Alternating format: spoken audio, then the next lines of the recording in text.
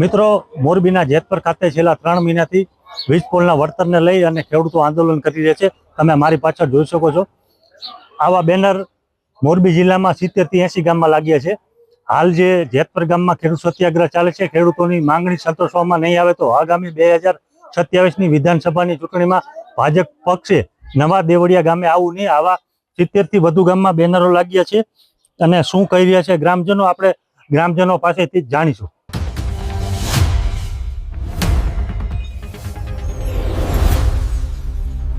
મારું નામ પરમાર સુખદેવસિંહ ધીરુભા નવા દેવળિયા.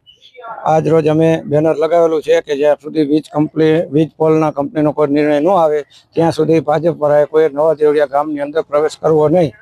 બીજા નંબરમાં જ્યારે જેતપર અમે ડીજે લઈને ગયા હતા અને પદયાત્રા કરી અમે 11 કિલોમીટર ચાલીને સમર્થન આપવા ગયેલા હતા. સંપૂર્ણ આખા ગામે સમર્થન આપેલ છે. સરકાર દ્વારા યોગ્ય નિર્ણય નહીં આપવામાં આવે ત્યાં સુધી આંદોલન ચાલુ રહેશે. મોરબીના જેતપર ખાતે જે આંદોલન ચાલી રહ્યું છે, તમારા ગામમાં ભાજપને પ્રવેશબંધીના બેનરો લાગ્યા છે. આવા મોરબી જિલ્લામાં 80 થી વધુ ગામમાં બેનરો લાગ્યા છે. શું કહેશો?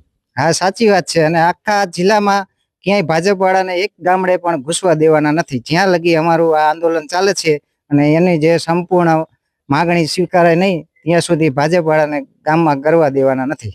તમારા ખેતરમાં વીજ પોલ આવ્યો છે, લાઈન નીકળી છે, શું તકલીફ છે? મારા ખેતરમાં પાવર ગ્રીડની લાઈન નીકળી છે. આજથી 10-12 વર્ષ થઈ ગયા લગભગ.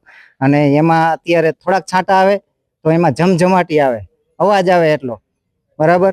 અને નીચે તમારે તાર હોય ગમે હોય ટેસ્ટર રેડી જોવાનો, પાવર આવે એમાં, બરાબર. તો હવે આમાં કંઈ થઈ જાય તો એનું જવાબદાર કોણ? ત્યારે અમે સરકાર પાસે જઈ તો સરકાર એમ કહે છે કંપની વાળા પાસે જાઓ. તો અત્યારે સરકાર કેમ વચ્ચે આવે છે? અત્યારે આંદોલન ચાલે તો એમાં વચ્ચે સરકાર આવે. જો અહીંયા રોકવા જાય કામ તો પોલીસ વાળા આવીને ધમકી આપે ખેડૂતને, તો અહીંયા પોલીસ વાળા પકડી જાય ખેડૂતને. ત્યારે એમ નથી કહેતા કંપની વાળા આગળ જાઓ, તો અહીંયા વચ્ચે આવે. તો આ અમારે સમજવું શું ખેડૂતને? બરોબર. આપણી સાથે એક બીજા ખેડૂત છે, તમારું નામ જણાવો. મારું નામ રઘુભા પરમાર.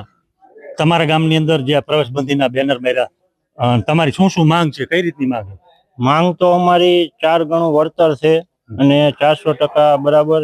અને કોરિડોરમાં અમારે 260%, જે રાજસ્થાનમાં સરકાર આપી શકે છે. તો ભાજપમાં વાક પબ્લિકનો છે કે 30 વર્ષથી ભાજપનું શાસન છે, એના હિસાબે અહીંયા 200% અત્યારે દેવું ભી પડે છે. 200%ની માંગણી એને જાહેરાત કરી, બરાબર. 200% તો અમારે માન્ય છે જ નહીં. 400% દેવું એને ફરજિયાત છે. કાયદા મુજબ માગી, અમે વધારાનું માગતા નથી. અમારા હકનું માગી, ભીખ માગતા નથી. ને સરકારને એમ છે કે ખેડૂત ભીખ માગે, ભીખ નથી માગતા, તમને ઠોકરાઈ દેવાની. હજી પેલા 2027માં સરકાર ઉથલ પાથલ થઈ જાય છે. 2027માં પાકું જ છે.